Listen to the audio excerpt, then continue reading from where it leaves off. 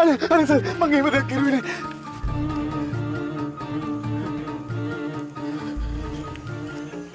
Leslie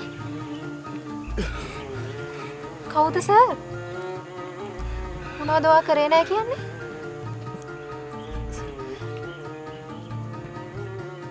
Leslie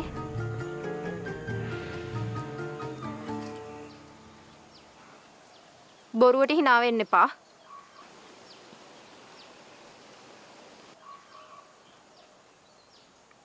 මට ගෙදර යන්න ඕනේ. මොකද්ද වට වෙලා තියෙන්නේ ග්‍රේස්? ඇයි මේ හැම වෙලේම පොඩි ළමෙක් වගේ රණ්ඩු කරන්නේ? ඔව්. මම පොඩි ළමෙක්. මට මුකුත් තේරෙන්නේ නැහැ. ඔයා මට වඩා ගොඩාක් ලොකුයිනේ. මට මෙහෙ ඉන්න බෑ. ග්‍රේස් ඔයා ඉන්නේ වෙන ලෝකෙක.